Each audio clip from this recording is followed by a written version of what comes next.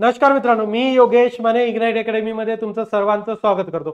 मित्रो, जी एमपीएससी कडून जाहिरात काढण्यात आलेली आहे आयटीआय कॉलेजच्या प्राचार्य, उपप्राचार्य आणि निरीक्षक पदासाठी आणि दुसरं डीव्हीईटीच्या डेप्युटी डायरेक्टर पदासाठी, राईट. त्याला अप्लाय करायचा आजचा 9 तारखेचा शेवटचा दिवस आहे. रात्री 11:49 तुम्ही अप्लाय करू शकता. केलं नसेल तर ती प्रोसिजर कंप्लीट करून घ्या आता, राईट. शेवटच्या दिवसावर नाही या पाहिजे, पण आलं जरी असेल तरी आता ती प्रोसिजर पूर्ण कंप्लीट करून घ्या. टाइम वाढेल, डेट एक्सटेंड होईल, याचा कुठल्याही होप्सवर बसू नका. झाली तर वेगळी गोष्ट आहे, पण आता सध्या त्या होप्सवर बसू नका. आता झालं तर असेल, जवळपास सर्वांनी कंप्लीट केलं असेल. हजारो विद्यार्थ्यांना मी या पूर्ण प्रोसिजर मध्ये स्वतः फोनवर बोलून गाईड केलं. त्यांना जो फॉर्म भरताना ज्या अडचणी येत होत्या त्या आपण सॉर्ट आउट केल्या. त्याचे वेगवेगळे व्हिडिओ सुद्धा बनवलेले आहेत. वेळोवेळी आपण त्यांना मार्गदर्शन करण्याचा पूर्ण प्रयत्न करतोय. आता ही फॉर्मची पूर्ण प्रोसिजर कंप्लीट लगभग सर्वांची झालेली आहे.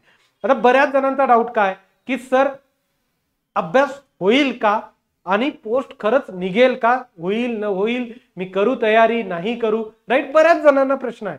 ओके, पहिलं तर सर्वात ही गोष्ट समजून घ्या की कोण लोक याच्यासाठी अप्लाय करतायत. अप्लाय करणारे मिनिमम 7 वर्षाचा एक्सपिरियन्स असणारे आहेत, राईट. त्याच्यापेक्षा जास्तच एक्सपिरियन्स असू शकतो, पण मिनिमम 7 वर्षाचा एक्सपिरियन्स असणारे आहेत. त्यामुळे बऱ्यापैकी लोकांचे जे प्रॉब्लेम्स आहेत ना, सेम आहे.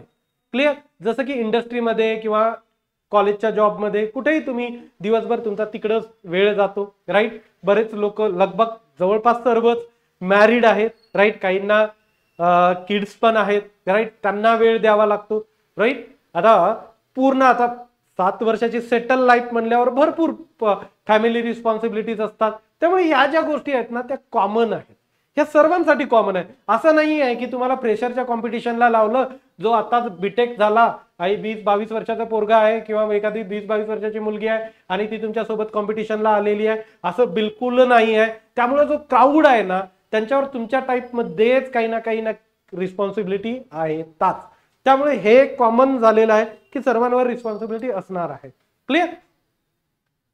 तर आता असं अनइव्हन कॉम्पिटिशन होणार नाही. जे आहे ते इव्हन कॉम्पिटिशन होईल. सर्वांना एक सेट प्लॅटफॉर्म आहे आणि तिथून पुढे आपल्याला पळायचं आहे. क्लिअर. त्यामुळे असं हे डोक्यातून एक न्यूनगंड जो आहे ना, होईल की नाही ते काढून टाकायचा. जे कोणी 123 लोक सिलेक्ट होतील आणि 6 डेप्युटी डायरेक्टर बनतील, ते सर्व तुमच्यापैकीच कोणीतरी असणार आहे. क्लिअर. कोणी प्रेशर येऊन तो बनणार नाही किंवा तो तुमची पोस्ट घेणार नाही.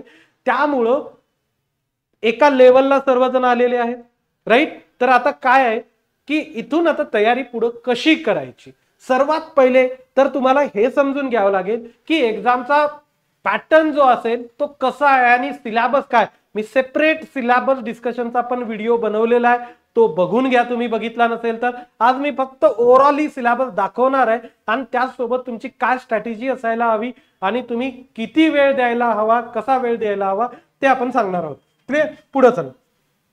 हे ऍडव्हर्टाइजमेंट आहेत दोन्ही, तुम्हाला सर्वांना माहित झाले असतील. ओके, ज्यांना ती ऍडव्हर्टाइज मिळत नाही अप्लाय करताना, खूप खाली आहे ही 396 आणि 397 खूप खाली गेलेली आहे. त्याच्यावर बऱ्याच ऍडव्हर्टाइजमेंट आहेत. क्लिअर. ओके, तर ही आपली बॅच आहे.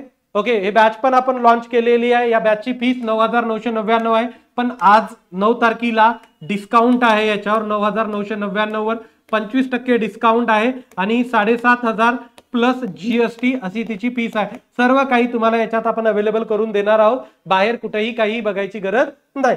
आता बघा, जो सिलेबस दिलाय ना, पॅटर्न काय, 200 मार्काचा पेपर असणार आहे, 50 मार्काचा इंटरव्ह्यू असणार आहे, राईट. 100 क्वेश्चन असतील, 1 तास तुम्हाला वेळ दिला जाणार आहे. हा पॅटर्न आहे. याच्यामध्ये 50 पैकी 21 मार्क घेऊन येणं तुम्हाला मॅन्डेटरी आहे इंटरव्ह्यू मध्ये. क्लिअर.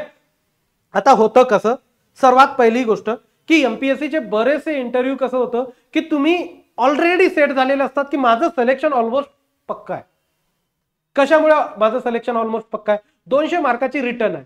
जो कोणी सिलेक्ट होईल ना बाबा, तो सरळ तुमच्या रिटर्नच्या भरोशावर सिलेक्ट होईल. इंटरव्ह्यू किती मार्क आले तर चालत नाहीत, मिनिमम 21 लागतात. क्लिअर. पण 21 जरी मार्क तुम्हाला इंटरव्ह्यू मध्ये पडले तरीही तुमची एक्झाम जी आहे क्लिअर झाली पाहिजे. एवढा तुमचा रिटर्न मध्ये स्कोर असणं गरजेचं आहे, राईट. सर्व काही डिसाइडिंग रिटर्नच आहे. इथंच कळतं ना आपल्याला की 200 मार्क रिटर्न मध्ये मिळतात. असे बरेच जण आहेत. माझा मागचा एक्सपिरियन्स सांगतो तुम्हाला की एमईएस, आताही एमईएस चे मुलं आहेत राईट, जे मुलं एमईएस ची तयारी करत होते त्यांना मी ऑलरेडी त्यांचा रिटर्नचा रिझल्ट आल्यानंतर क्लिअर आयडिया दिली होती की तू बाउंड्रीवर आहेस मित्रा, तू टॉपर जरी आला इंटरव्ह्यूचा तरी तुझं सिलेक्शन होणं मुश्किल आहे, कारण जो गॅप आहे ना तुझ्यात आणि बाकीच्या मुलांमध्ये तो जास्त आहे. क्लिअर. मी बऱ्यापैकी आयडिया देऊन टाकत असतो की रिटर्नचा रिझल्ट आला की काय चान्सेस आहेत कोणाचे. आपल्या इंटरव्ह्यू गायडन्सच्या प्रोग्राम मध्येही आपण त्या गोष्टी सर्व क्लिअर करत असतो. इंटरव्ह्यू गायडन्सचाही तुमचा प्रोग्राम होत असतो. क्लिअर. तर ते जो काही स्कोअर करायचा आहे ना तो रिटर्नवरच आहे, रिटर्नवरच आहे. क्लिअर. तुम्ही जनरली एमपीएससी ची जी रेंज आहे ना ती रेंज आहे तुमची 25 ते 30 मार्काच्या दरम्यान. ओके. खूप कमी मुलं 25च्या 30च्या वर जातात. हा 25च्या खालीही येतात राईट. काही लोकांना 17-18 मार्क पडलेले आहेत, 16 मार्क पडलेले आहेत. क्लिअर. पण ते जनरली आपण पकडून चालू की आपण तयारी करणार, एवढं तर कॅज्युअली घेणार नाही आपण राईट. किंवा आपण पॅनल सोबत आर्ग्युमेंट करत बसणार नाही की आपण फेलच होऊन गेलो राईट. काही कारणास्तव फेल होऊ शकतात असं नाही आहे. पण 25 ते 30च्या रेंजमध्ये तुम्हाला मार्क मिळतात. हार्डली 4-5 मार्क वर पकडून चला खूप भारी इंटरव्ह्यू गेला तर राईट. आणि 4-5 मार्क कमी खाली, प्लस मायनस 4-5 मार्क. आलं लक्षात. ओके. एक रेंज ठरलेली आहे, सर्वांना त्याच्या आसपास मिळतो. त्यामुळे तुमचा जो स्कोअर आहे तो रिटर्नचा खूप चांगला लीड असणं गरजेचं आहे. म्हणजे मी बाउंड्रीवर इंटरव्ह्यूला गेलो ते फक्त तुम्हाला एमपीएससी मध्ये इंटरव्ह्यू देऊन आल्याचं समाधान देऊ शकते.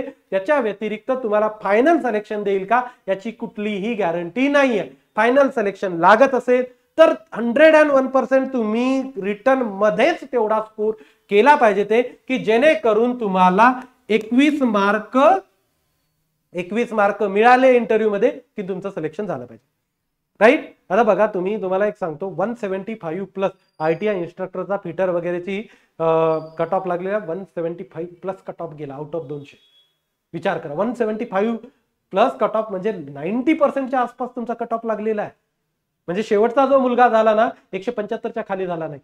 इतक्या लांब पर्यंत म्हणजे इतक्या लीड पर्यंत हे कट ऑफ गेलेले आहे. कशामुळे? कारण मुलांना कंटेंट क्लास एकदम अवेलेबल करून द्यायला, हातोहात तुम्हाला सर्व गोष्टी अवेलेबल करून दिल्या तर मुलांना काय राहतं, अभ्यास करतात मुलं, प्रचंड अभ्यास करतात. तुमच्यातलेही भरपूर जण अभ्यास करणार आहेत आणि ते चांगला अभ्यास करणार आहेत, कारण त्यांना माहिती आहे की आपण कसं काय किती अडचणी चालू आहेत आणि प्रायव्हेटमध्ये काय हालत होते. काही ठिकाणी चांगल्याही जॉबला आहेत लोक, त्यांची इच्छा आहे गव्हर्नमेंटमध्ये करायची राईट. कारण गव्हर्नमेंटचे वेगळे थोडेसे ऍडव्हान्टेज असतात, सर्वांनाच माहिती आहे. क्लिअर. तेव्हाच आपण याची तयारी करतोय. तर हे कट ऑफ वर का जात आहे? कारण तुम्हाला कंटेंट मिळतंय ना इथं राईट. शोधायची तेवढी गरज पडत नाही. मग फक्त वेळ काय राहतो अभ्यासाचा राईट. एक चांगलं मार्गदर्शन मिळालेलं राहते, त्यामुळे एक डायरेक्शन चांगली प्रॉपर मिळते आणि कंटेंट अवेलेबल होते. मग माणूस तशी तयारी करत राहतो.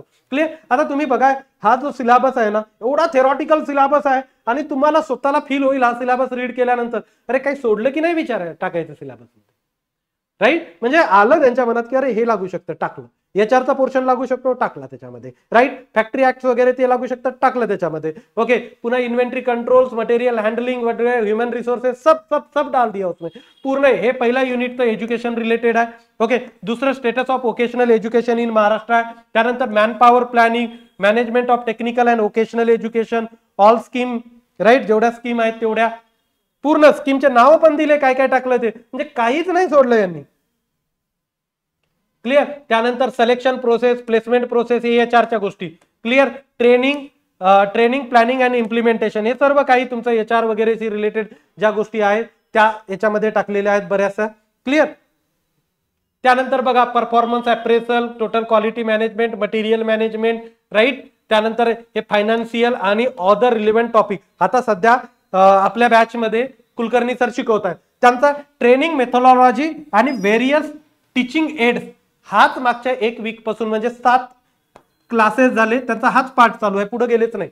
क्लिअर. म्हणजे त्याच्यात एवढं काही गोष्ट आहे. छोटा शब्द दिसतो बाबा एंटरप्रेनरशिप डेव्हलपमेंट, हा छोटा शब्द दिसतो आणि त्याचे प्रोग्राम. क्लिअर. पण त्याच्यामध्ये भरपूर गोष्टी आहेत, जसं इन्फॉर्मेशन टेक्नॉलॉजी, आयटी मध्ये काही कमी गोष्टी आहेत का राईट. त्यामुळे हे फक्त नाव दिलं, हे याच्यामधले सब पॉइंट तेच स्वतःमध्ये एवढे वायडर आहेत ना, खूप जास्त आहेत. तर याच्यात सगळ्यात महत्वाची गोष्ट काय की एक प्रॉपर गायडन्स न जाणं, प्रॉपर गोष्टी करून जाणं. तुम्ही जर इकडे तिकडे शोधायला गेले ना, बस 1-2 दिवस ट्राय करून बघा, सिलेबस सर्च करायचा, एकत्र तुम्हाला कुठंच काहीच गोष्ट मिळत नाही. क्लिअर? त्यामुळे प्रॉपर ज्या गोष्टी आहेत त्यांना पकडून व्यवस्थित जाणं गरजेचं आहे. जर गेले तर याच्या एवढी कमी कॉम्पिटिशन असणारी दुसरी एक्झामच नाही, याच्या एवढी कमी कॉम्पिटिशन असणार. क्लिअर? सर्व क्लास 1च्या पोस्ट क्लिअर. क्लास 1च्या पोस्ट जर तुम्हाला एवढ्या कमी मेहनतीमध्ये मिळत, कमीच मेहनत लागणार आहे as compare to other exam. राज्यसेवेची एक्झाम बघा, तलाठीला मी सांगितलं तुम्हाला 4,500 जागा, 13 लाख ऍप्लिकेशन, त्याच्यात 8 लाख लोकांनी तर एक्झाम दिली. म्हणजे किती लोकांनी एक्झाम दिलेली आहे. क्लिअर? जागा किती आहेत? 4,500, राईट? आणि ते तलाठीचे, हे तर क्लास 1 आहे. त्यामुळे कॉम्पिटिशन खूप जास्त असतं. क्लिअर? कॉम्पिटिशन, तुम्ही म्हणताय सर कॉम्पिटिशन जास्त असणार, कधी म्हणताय की नाही कमी असणार. मी कुठल्या सेन्स मध्ये कमी म्हणतोय? हे बघा, कमी म्हणजे बाकी एक्झामच्या कंपॅरिझन मध्ये बघितलं तर कमी होणार.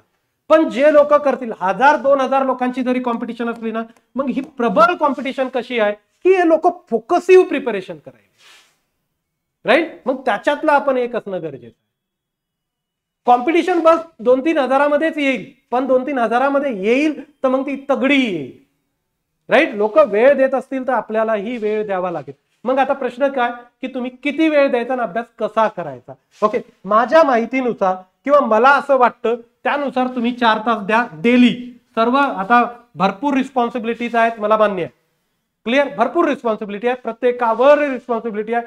तरी पण तुम्हाला जर क्लास 1 बनायचं असेल तर 4 month 4 hours daily, 4 month 4 hours. याच्यामध्ये मी क्लासेसचाही टाइम इन्क्लुडिंग करतोय, राईट? आपला क्लास 1.5 तासाचा आहे ना, त्याला पण मी याच्यामध्ये ऍड करतोय. व्यतिरिक्त तुम्हाला 2.5 तास मिळेल. त्याच्या व्यतिरिक्त किती? 2.5 तास कधी काढा.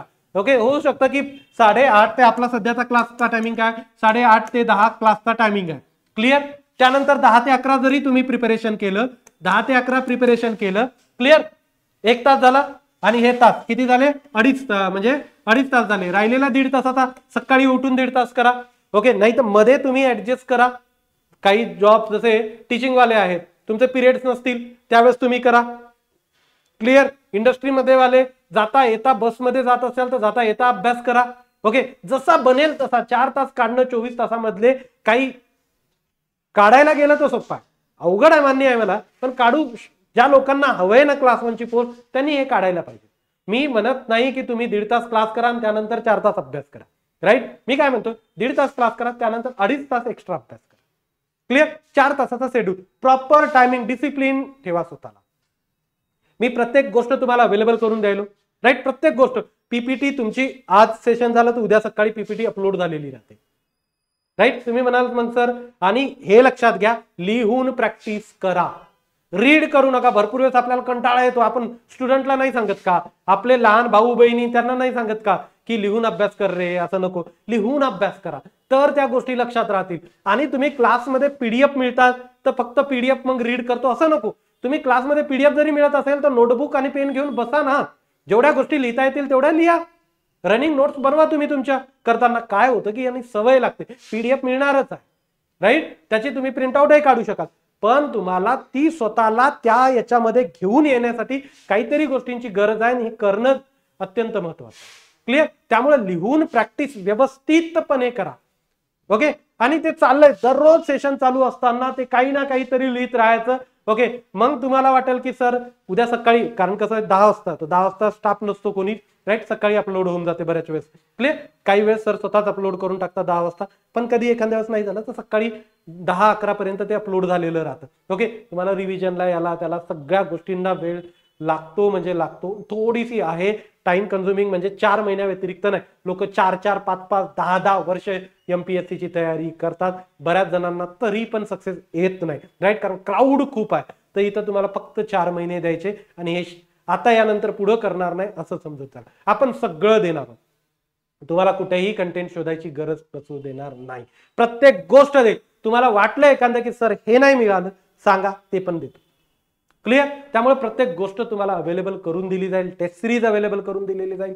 प्रत्येक गोष्ट तुम्हाला, राईट? तुम्हाला काही स्वतः सर्च करायची गरज नाही. हजारो एमसीक्यू मिळतील, राईट? 2-3 हजार एमसीक्यू पर्यंत आपण टेस्ट सिरीज आणि एमसीक्यू सेशन मिळून जाणार आहोत, राईट? भरपूर टेस्ट मिळतील. टेस्ट ही तुम्हाला अशा नाही 5 आणि 10 नव्हतील, 50च्या वर आकडा असेल, हे मी आजच सांगतोय तुम्हाला. टेस्टचा भरपूर टेस्ट मिळतील. प्रत्येक होऊ शकतं की प्रत्येक पॉइंटवर, आता जसं टीचिंग मेथोडॉलॉजी आहे, टीचिंग मेथोडॉलॉजी वरच 2 टेस्ट आपल्या सेपरेट 2 टेस्ट एका सब पॉइंटवर ऍड होतील 2 दिवसात पुढच्या एका सब पॉइंटवर. क्लिअर. फुल टेस्ट मध्ये वेगळे क्वेश्चन येतील. या एका टीचिंग मेथोडॉलॉजी आणि व्हेरियस टीचिंग एड्स याच्यावर कमीत कमी 2 टेस्ट फक्त एका सब पॉइंटवर होती. या 13 मध्ये तर भरपूर आहेत. फॅक्टरी ऍक्ट आहे, राईट, वर्कमॅन कॉम्पेन्सेशन ऍक्ट आहे, अप्रेंटिस ऍक्ट आहे, यांच्यात वेगळे, पण मी फक्त या पॉइंटचं सांगायला, राईट. याच्यातल्या सब पॉइंटचं पूर्ण 13 पॉइंटवर 2 म्हणत नाही, त्याच्यातल्या एका सब पॉइंटवर 2ची गोष्ट करतोय मी. क्लिअर. त्यामुळे प्रत्येक गोष्ट तुम्हाला अवेलेबल करून दिलेली आहे. आणि जर एवढ्या गोष्टी तुम्हाला अवेलेबल आयत्या होत असतील तर कट ऑफ नाही जाणार का? ऑब्विसली जाणार आहे. त्यामुळे तुम्हाला वेळ द्यावा लागेल. क्लिअर.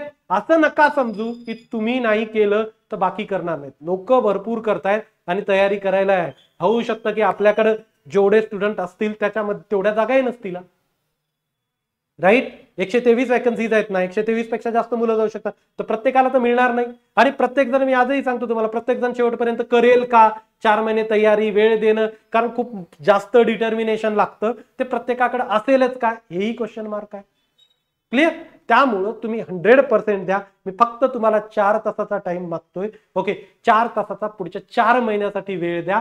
101% तुम्हाला मिळेल म्हणजे मिळेल. क्लिअर. एखाद्या दिवशी कमी वेळ देता आला तर दुसऱ्या दिवशी तो वाढवून देण्याचा प्रयत्न करा. ओके. बाकी सर्व गोष्टी, नातेवाईक सर्व परमनंटली जिथले तिथं असतात. फक्त हे 4 महिने आता गेले तर 10 वर्ष कमीत कमी पुन्हा येणार नाही. तोपर्यंत होऊ शकतं की आपण त्याची प्रिपरेशन सुद्धा करणार नाही. क्लिअर.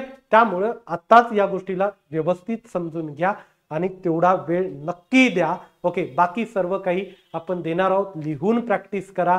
MCQ मॅक्झिमम सॉल्व्ह करण्याचा प्रयत्न करा. स्वतःही नेहमी सर्च मध्ये राहत जा की MCQ कुठं मिळतात, काय मिळतात. नेहमी रेग्युलरली यांना रीड करत जा. आणि सर्वात महत्वाचं की कंटिन्युअसली मागच्या पोर्शनचं रिव्हिजन करत राहणं. पुढे जाल पण मागचा पोर्शनचं तसाच जर राहिला, त्याला रिवाइज नाही झालं तर त्याला कंटिन्युअस रिवाइज करत राहणं अत्यंत महत्वाचं आहे, राईट. नाही तर असं न व्हायला पुढे पाठ आणि मागे सपाट. क्लिअर. तर 100% कंटिन्युअस रिव्हिजन करत जा. जसं पुढे जात राहा तर रेग्युलर कंटेंटचा टाइम कमी करून तुमच्या रिव्हिजनचा टाइम वाढवत जा. म्हणजे असं होऊ शकतं की एका महिन्यानंतर तुमचा 20% टाइम रेग्युलर कंटेंटला आणि 80% टाइम तुमचा रिव्हिजनला, हे पण गोष्टी होऊ शकतात. क्लिअर. आणि असंच करायचं आहे. ओके. त्यामुळे ऑल द बेस्ट. फॉर्म भरला नसेल तर आज भरून घ्या. 9 तारीख सायंकाळी रात्री 11:49 हे शेवटचा टाइम असणार आहे. तर इथं थांबतो. Thank you so much guys for listening me. Thank you so much.